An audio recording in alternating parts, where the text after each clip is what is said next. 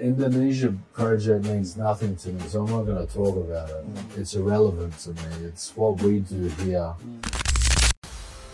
PSSI melalui program naturalisasi telah menorehkan tinta emas dalam sejarah sepak bola tanah air, menghadirkan angin segar dan meningkatkan daya saing timnas Indonesia di kancah internasional. Kebijakan ini, meskipun sempat menuai pro dan kontra, kini jelas menunjukkan buah manisnya, memberikan amunisi berharga bagi skuad Garuda untuk mengarungi berbagai kompetisi bergengsi. Langkah PSSI dalam mengadopsi program naturalisasi bukanlah keputusan yang diambil secara instan. Ini merupakan respons strategis terhadap kebutuhan mendesak untuk meningkatkan kualitas dan kedalaman skuad timnas Indonesia.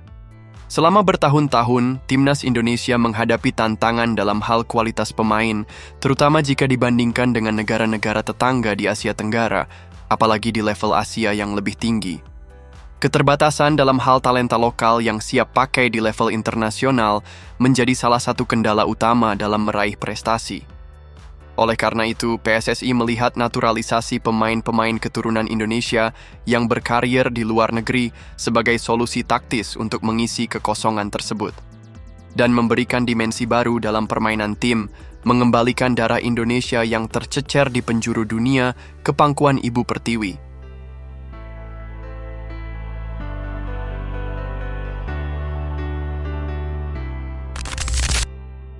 Proses naturalisasi sendiri bukanlah perkara mudah dan memerlukan serangkaian tahapan yang cermat dan terukur. PSSI harus melakukan identifikasi pemain-pemain keturunan Indonesia yang memiliki potensi dan kualitas yang dibutuhkan oleh tim nasional. Pemain-pemain ini biasanya memiliki rekam jejak yang mentereng di klub-klub Eropa atau liga-liga kompetitif lainnya. Setelah identifikasi, PSSI melakukan pendekatan kepada para pemain tersebut, menjelaskan visi dan misi tim nasional, serta meyakinkan mereka untuk membela merah putih. Proses ini seringkali melibatkan negosiasi yang intens dan menyentuh aspek emosional pemain terkait dengan akar Indonesia mereka. Keberhasilan program naturalisasi PSSI tidak bisa dilepaskan dari pemilihan pemain yang tepat. PSSI tidak hanya fokus pada pemain yang memiliki paspor Indonesia, tetapi juga melihat kualitas teknis, taktis, fisik, dan mental pemain.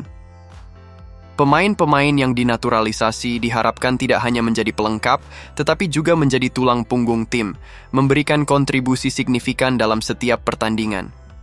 Beberapa nama yang menjadi bukti nyata keberhasilan ini antara lain Sandy Walsh, Jay Idzes, Ivar Jenner, Shane Patinama, Jordi Amat, Ragnar Oratmangon, Tom Hay, Nathan Joe Aon, Kevin Dix, Martin Paes, Rafael Struijk, Justin Hubner, Calvin Verdonk, dan Eliano Reinders.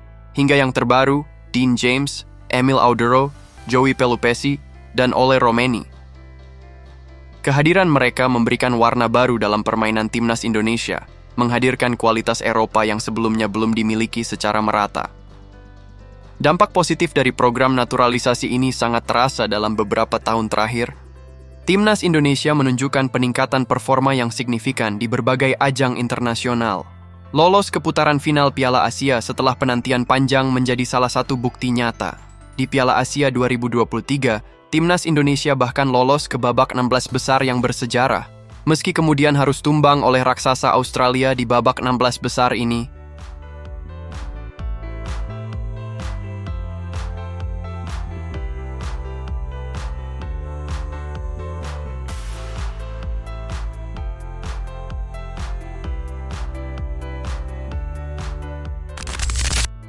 Yang membanggakan lagi tentu saja kiprah tim Garuda di kualifikasi Piala Dunia 2026. Timnas Indonesia kini sedang berjuang untuk lolos ke Piala Dunia 2026 dengan menempati urutan keempat klasemen, sementara grup C kualifikasi Piala Dunia 2026 zona Asia.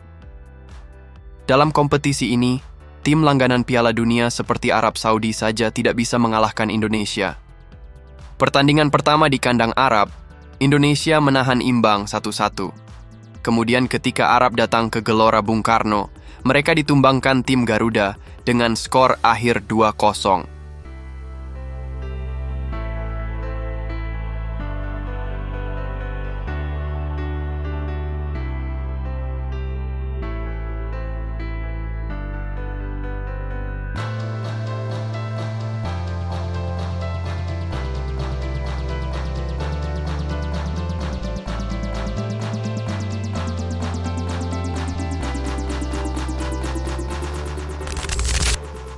Ini tentu saja menjadi bukti nyata program naturalisasi PSSI berhasil. Namun langkah Indonesia tersebut justru mendapat sindiran dari Malaysia. Salah satu yang menyindir langkah tersebut adalah Peter Ceklamovski, pelatih timnas Malaysia asal Australia.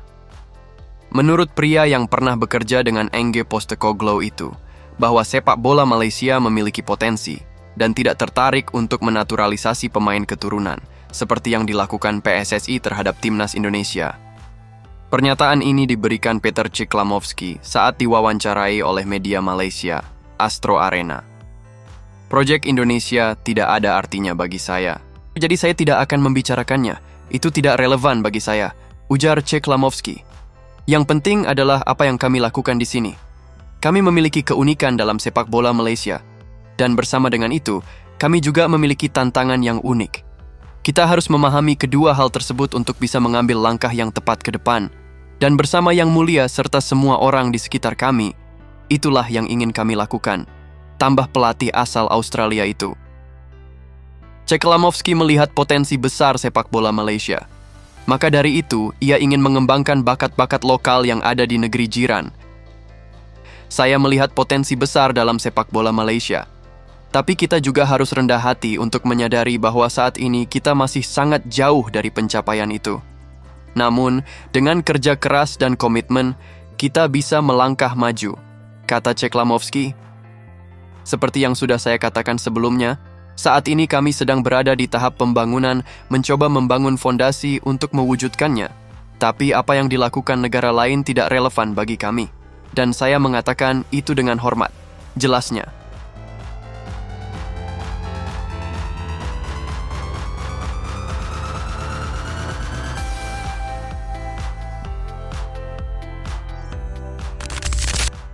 Namun pada kenyataannya, apa yang dikatakan Peter Ceklamovski berbanding terbalik dengan FAM.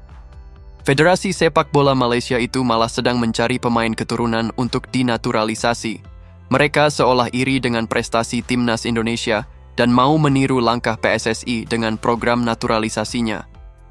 Tim yang dikenal dengan julukan Harimau Malaya ini kini aktif menaturalisasi pemain yang berasal dari negeri jiran.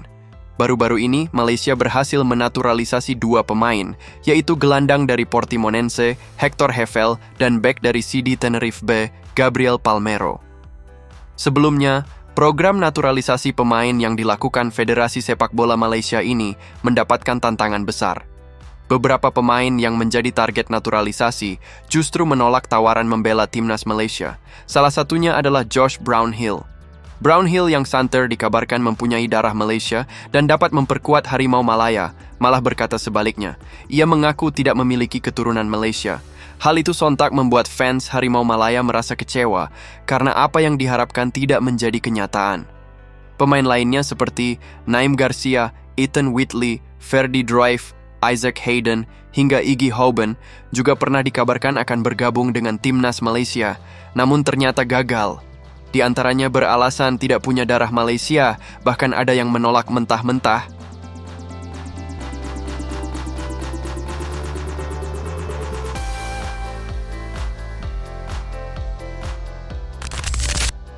Peter Ceklamovski sendiri baru memimpin Malaysia dalam satu pertandingan saat menang atas timnas Nepal 2-0 pada 25 Maret 2025.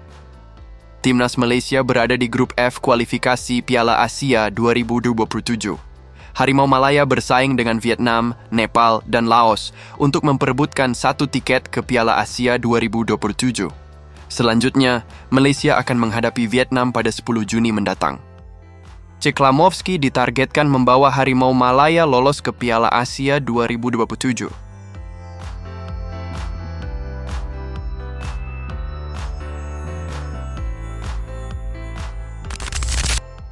Untuk timnas Indonesia sendiri, dipastikan tidak ikut serta dalam putaran ketiga kualifikasi ini, karena telah lebih dulu memastikan tempat di putaran final Piala Asia 2027. Hal ini berkat prestasi Garuda yang sukses melaju ke putaran ketiga kualifikasi Piala Dunia 2026, zona Asia. Dengan pencapaian tersebut, Indonesia otomatis lolos ke putaran final Piala Asia 2027 yang akan berlangsung di Arab Saudi. Berkat keberhasilan program naturalisasi PSSI, Indonesia menjadi wakil Asia Tenggara satu-satunya di putaran ketiga kualifikasi Piala Dunia 2026 zona Asia. Dengan peluang yang ada, Indonesia masih punya peluang untuk lolos ke Piala Dunia 2026. Timnas Indonesia akan bertanding melawan Cina di kandang dan melawan Jepang di tandang. Kedua laga tersebut dimainkan pada 5 dan 10 Juni 2025 mendatang. Jika berhasil tembus ke Piala Dunia, ini tentu akan menjadi sejarah besar bagi Indonesia. Sekali lagi, ini berkat terobosan PSSI dengan program-programnya. Walau dengan malu-malu kucing untuk mengakuinya, ternyata program PSSI ini mau ditiru oleh tetangga yang mungkin iri melihat tim Garuda bisa terbang tinggi ke angkasa.